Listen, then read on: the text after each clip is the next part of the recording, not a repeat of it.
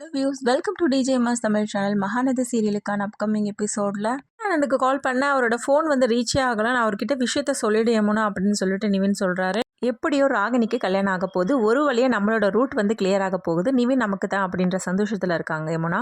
இந்த விஷயத்த நம்ம வந்து வீட்டில் சொல்ல ஆரம்பிச்சோன்னா எல்லா காரியமும் கெட்டு போயிடும், நிவின் நமக்கு கிடைக்காம போகிறது கூட சான்சஸ் இருக்குது. அதனால் இதை வந்து சொல்லாமல் இருக்கிறது தான் நல்லது அப்படின்னு நினைக்கிறாங்க.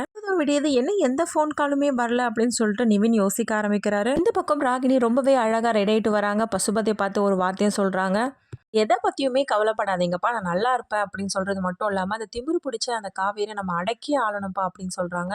அம்மா எல்லாம் ஓகே தானே அப்படின்னு சொல்லிட்டு ராகினியை கூட்டிகிட்டு போகிறாங்க. இங்கேருந்து நிவின் வந்து எல்லாத்தையும் வாட்ச் பண்ணிகிட்டே இருக்காங்க.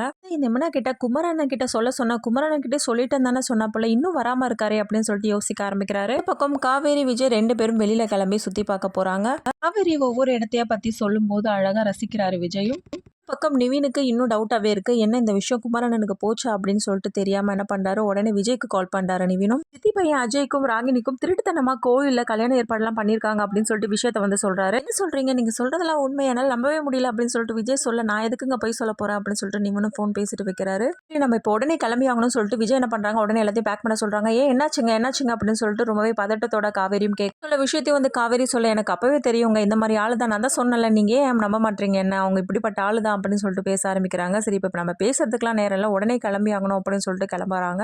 பக்கம் அவசரமா என்ன பண்றாங்க, கிளம்புறாங்க. அஜய் வீட்ல இருந்து ராதாவும் அப்புறம் அன்பரஸ் கோவில்ல எல்லா ஏற்பாடுகளும் பண்ணிட்டு காத்துட்டு இருக்காங்க. பசுபதி வீட்டுல ராகினியும் வந்து காத்துட்டு இருக்காங்க. அஜய் ஒன்னும் காணுமே அப்படின்னு சொல்லிட்டு வந்துடுறாரு. அஜய் கூட அவங்க அப்பா அம்மா ரெண்டு பேரும் வந்துடுறாங்க. அதை பார்த்து ரொம்பவே சந்தோஷப்படுறாங்க. ராகினியும் மணவரையில உட்கார வச்சு சாஸ்திர சம்பிரதாயங்கள்லாம் பண்ண ஆரம்பிக்கிறாங்க. அந்த சமயத்துல போதும் நிறுத்துங்க அப்படின்னு சொல்லிட்டு நிவின் வந்து இந்த கல்யாணத்தை வந்து நிறுத்த பாக்குறாரு. இதோட இந்த ப்ரோமோவே முடிச்சிருக்காங்க.